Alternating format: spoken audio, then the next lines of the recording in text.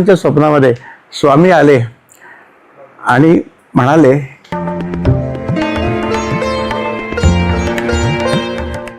श्री स्वामी समर्थ. नमस्कार. देऊळगाथाच्या या नवीन भागामध्ये आपले सहर्ष स्वागत आहे. तर आज आपल्याबरोबर एक असे स्वामी भक्त आहेत ज्यांना स्वामींचे बरेच दृष्टांत झालेले आहेत, त्यांना बऱ्याच अनुभूती आलेल्या आहेत. तर हे सर्व कधी चालू झालं, कसं चालू झालं, हे सर्व आपण त्यांच्याकडनंच ऐकलं.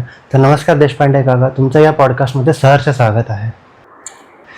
आम्ही असं ऐकून आहोत की तुम्हाला स्वामी समर्थांचे बरेच दृष्टांत झालेले आहेत आणि त्याच्यानंतर तुमच्या आयुष्यामध्ये बरेच बदलसुद्धा झाले. तर ते बदल काय होते आणि सर्वप्रथम दृष्टांत कधी आणि कसे झाले त्याच्याबद्दल काही सांगू शकाल आम्हाला?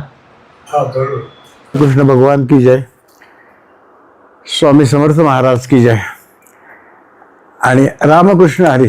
हा उल्लेख मी सुरुवातीला एवढ्यासाठी करतो की पालख्या आज आषाढी निमित्त देहून निघाल्यात. जगद्गुरूंची पालखी उद्या माऊलींची पालखी आळंदीहून निघते, पुण्यात येते आणि प्रस्थान करते. तर यांना पण माऊली म्हणतो. तसंच हे सगळे संत सत्पुरुष हे माऊली आहेत.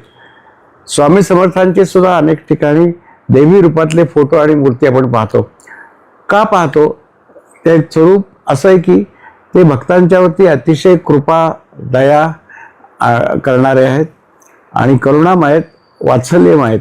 हे एक आईचं आणि भक्ताचं, आईचं आणि बालकाचं रूप आहे. आपण बालक आहोत त्यांच्यापुढे. तर असा प्रश्न येतो की हे जे संत महात्मे आहेत यांचंही कुणीतरी माऊली किंवा यांचं कुणीतरी श्रद्धास्थान, यांचं कुणीतरी प्रेरणास्थान असलं पाहिजे. तर अशा भूमिकेतून हा विचार सुरू झाला. तसंच पूज्य स्वामी समर्थांचा आमचा अनेक काळचा संपर्क असा आहे की आमची कुलदेवी ही तुळजापूरची माता असल्यामुळे आणि गाणगापूरला दत्तांचं मोठं स्थान असल्यामुळे आम्ही नेहमी जात असतो आणि त्यावेळेस अक्कलकोटला जाऊन पूज्य स्वामींचं दर्शन घेऊन त्यांचे आशीर्वाद घेत असतो. तर माझी अशी पद्धत आहे, त्या स्थानी जाताना त्या देवतेला आम्ही विचारतो आपल्यासाठी आम्ही काय आणू. आम्ही तुळजापूरच्या देवीला विचारलं. तुळजापूरच्या देवीची इच्छा असायची आम्ही कमळं घेऊन जावीत, कमळांचा हार करून अर्पण करावा आणि मग श्रीसूक्त आणि देवीची स्तुती वगैरे करावी. तसं करायला सुरुवात केली. स्वामींना आम्ही विचारलं तर स्वामी आम्हाला म्हणले की आपण येताना गिरवीच्या मंदिरातली गिरवीच्या भूमीतली तुळस आणि बेल आमच्याकडे घेऊन या. ती फार पवित्र स्थान आहे, तपोभूमी आहे, त्यामुळे आम्ही ती घेऊन जात असे.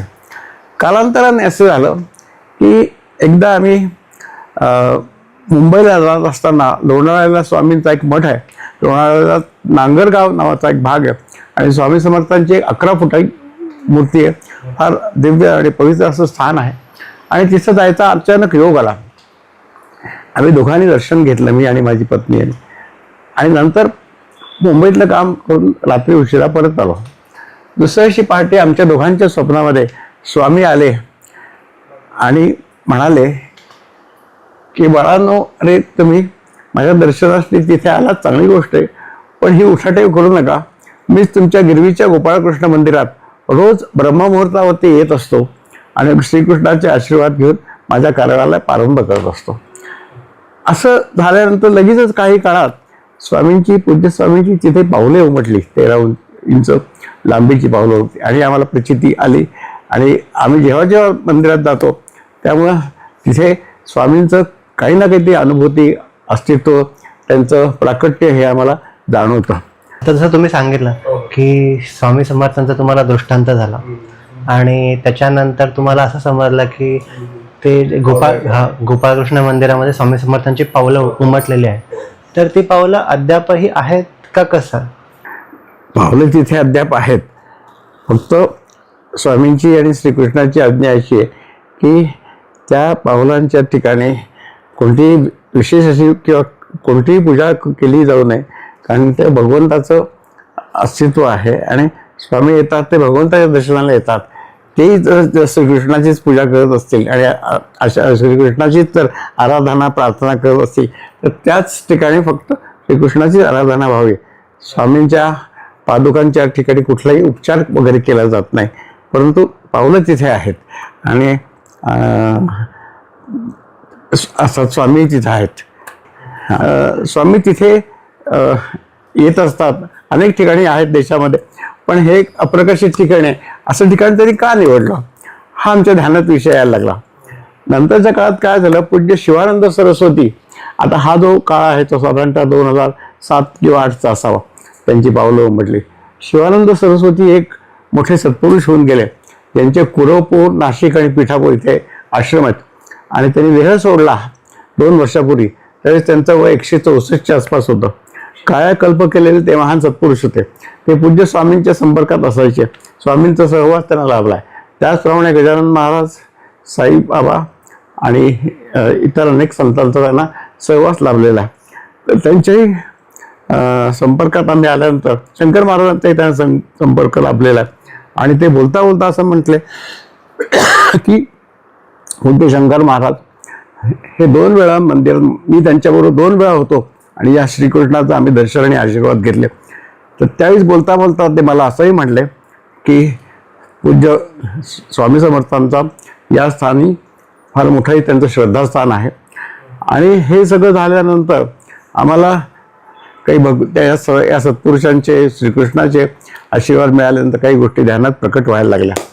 मग आम्ही त्यांना असं विचारलं की हे स्थान स्वामी समर्थांना फार प्रिय आणि असं जवळचं वाटत होतं, तर याची काय कारणं असावीत, असा एकदा प्रश्न आमच्या मनात आला. तर त्यावेळेस त्यांनी सांगितलं की हे श्रीकृष्णाचं अतिशय परमपवित्र आणि अतिशय प्रिय असं स्थान आहे. याची अनेक कारणं आहेत. एक तर कारण आहे असं आहे की हे दक्षिण भारतातलं वृंदावन आहे, कारण इथं शाळीग्राम मूर्ती, फार मोठा शाळीग्राम तिथे उपलब्ध आहे, आणि शाळीग्राम हे साक्षात विष्णूचं रूप आहे. नंतर आणि विष्णूचं रूप हा जो विग्रह आहे तो एका शिवपिंडीच्या साळुंकीवरती उभा आहे. म्हणजे शंकर आणि विष्णू, शंकर आणि कृष्ण हे पूर्ण ऐक्य या ठिकाणी पाहायला मिळतं. आज आपण पंढरपूरला गेलो आणि तिथली आरती अशी आहे की गुरुब्र हनुमंत पुढे राहते. हे एकमेव स्थान असं आहे की ज्यामध्ये गरुड आहेत, शंकर आहेत, गरुड आहेत, हनुमंत आहेत, शंकर आणि नंदी पण आहेत. एवढं हरिहर ऐक्य इथे पाहायला मिळतं. आणि गीतेमध्ये भगवंताने विभूती योगात म्हटलेलं आहे की रुद्राणाम शंकरोस्मी, म्हणजे शंकरांच्या मध्ये रुद्र मीच आहे. तर हे ऐक्य या ठिकाणी पाहायला मिळतं. आणि ही जी मूर्ती आहे ती साक्षात भगवंतांनी घडवली आहे, हे मानवी कार्य नाही आहे. आणि अनेक आध्यात्मिक लोकांनी हे गौरवास्पद असे उद्गार काढलेत की ही मानवी कार्य नाही आहे, भगवंतांनी स्वतः एका दोन मूर्तिकांचं रूप घेतलं.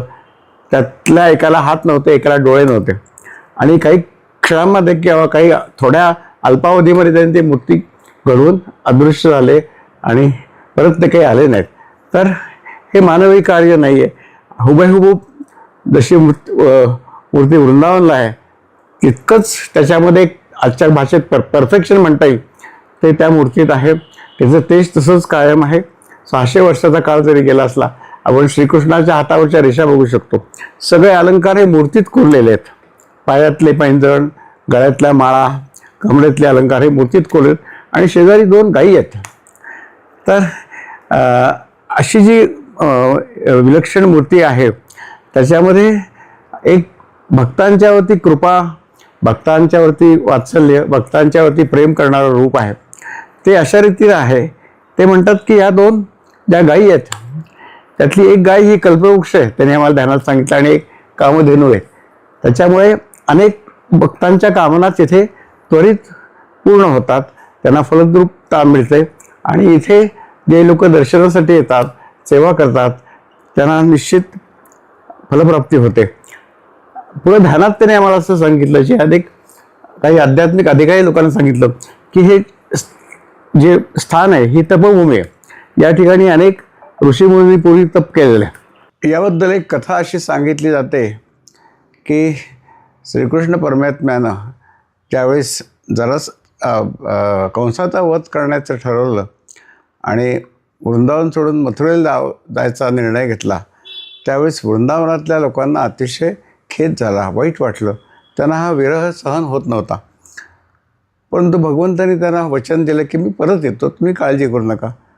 असं असं प्रत्यक्षात श्रीकृष्ण परमात्मा वृंदावनला परत कधीच जाऊ शकले नाहीत, कारण त्यांचा कामाचा आणि कार्याचा व्याप खूप वाढला.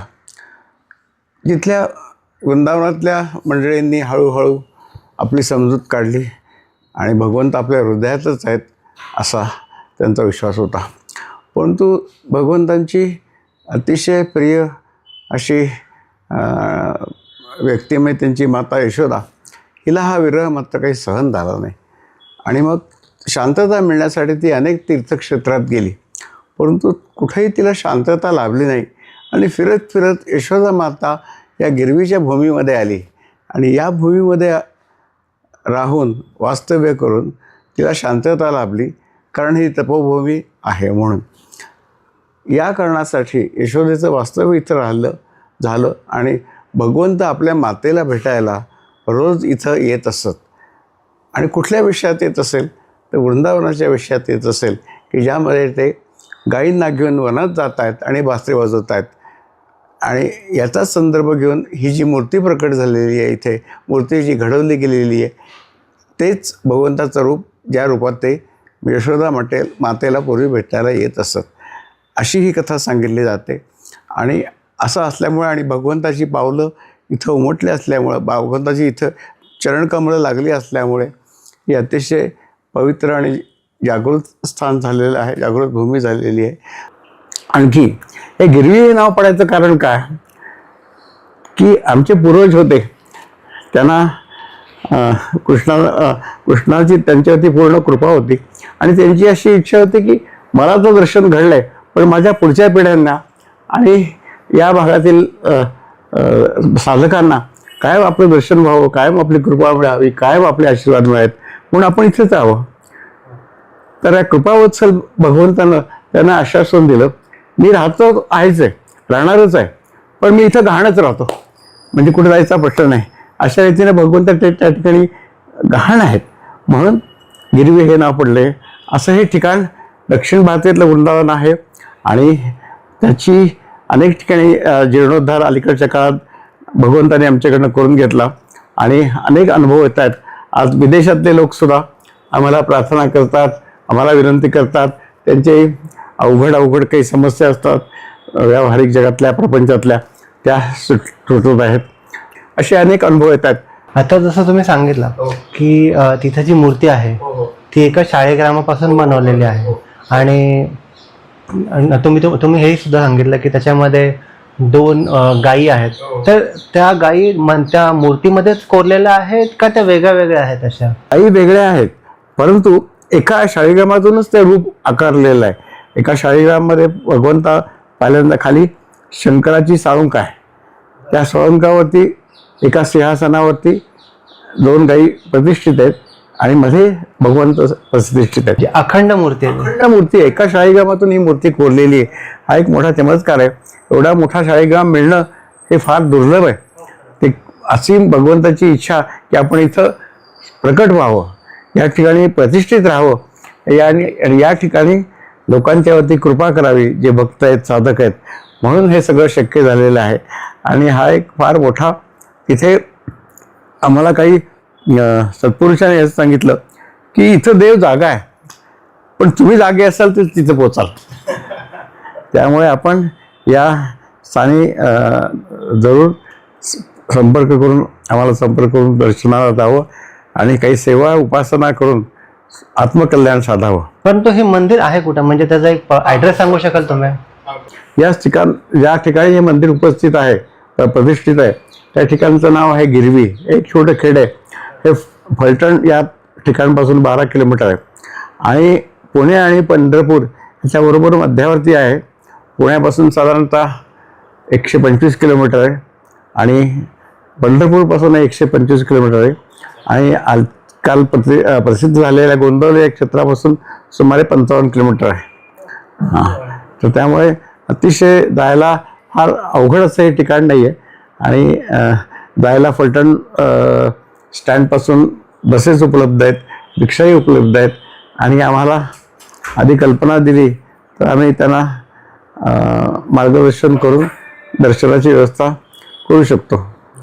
तुम्ही ह्या मंदिराबद्दल एवढं सांगितलं, ह्या मंदिरामध्ये कोणते उपासना किंवा कोणते उपक्रम चालतात का, जेणेकरून जे भाविक पुण्यावरनं किंवा पुण्याच्या बाहेरून कुठूनही आले तर त्यांना त्या उपक्रमामध्ये भाग घेता येईल का? त्याच्याबद्दल काही सांगू शकाल? हे ना, या ठिकाणी पहिल्यांदा प्राणप्रतिष्ठेचा उत्सव हा वैशाखी पौर्णिमेला झाला. त्याचा 3 दिवसाचा उत्सव असतो. तर वैशाखी महिन्यात साधारणतः मे महिन्यात येतो. त्याचप्रमाणे गोकुळाष्टमीचा कार्यक्रम होतो कृष्ण जन्माचा. आणि त्या सुमाराला गावातील सर्व सभासद हे ज्ञानेश्वरी पारायण करतात. एक सप्ताह ज्ञानेश्वरी सप्ताह असतो. त्याचप्रमाणे हल्ली अनेक लोकांना अनुभव येत असल्यामुळे ते आम्हाला सांगून तिथे गीता पठण करतात. साधारणतः महिन्यातून एकदा तरी गीता पठण होतं. विष्णू सहस्रनामाची अनेक आवर्तन होतात. तसेच आम्ही पवमानाचे भगवंताला जे श्रीकृष्णाला रामाला जे प्रिय आहे विष्णूला ते पवमान करत असतो. तसं इथं शंकरांचंही अधिष्ठान असल्यामुळे महारुद्र लघुरुद्र असे कार्यक्रम करतो. आणि लोक जे गीता पठण, विष्णू सहस्रनाम पठण, हरिपाठ पठण याला येत असतात त्यांना आम्ही तिथे आरती करण्याची वेळ संधी देत असतो. त्यांना तुळशी अर्चन करण्याची संधी देत असतो. आणि यावेळी त्यांनाही भगवंताची पूजा केल्याचा आनंद मिळू शकेल असा प्रयत्न आहे. आणि अनेक मगाशी सुरुवातीला आपल्याला सांगितल्याप्रमाणे की परदेशातील सुद्धा अनेक लोकांना या ठिकाणची प्रचिती येते.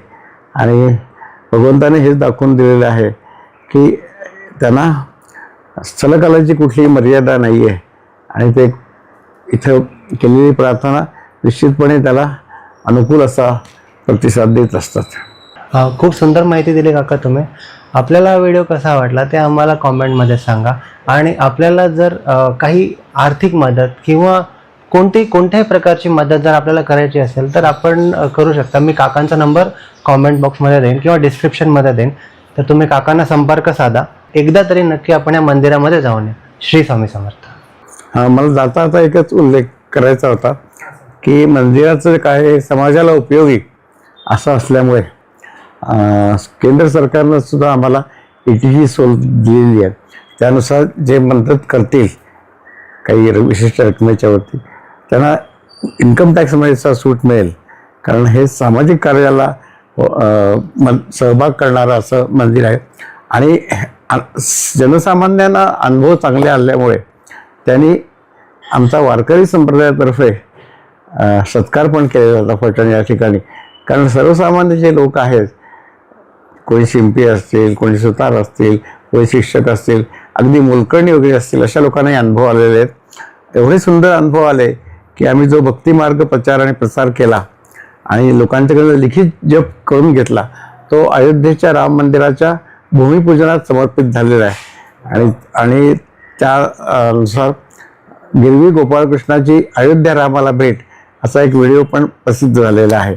अशा रीतीनं भगवंताच्या कृपेने हे कार्य चालू आहे. आपणही त्यात सहभागी होऊन आपला उद्धार करून घ्यावा. जसं आपण ऐकलं, आपल्याकडनं जेवढं जमेल तेवढी आर्थिक मदत किंवा कोणत्याही प्रकारची मदत आपण ह्या मंदिराला करू शकता. मी काकांचा नंबर त्यामध्ये देईनच. श्री स्वामी समर्थ.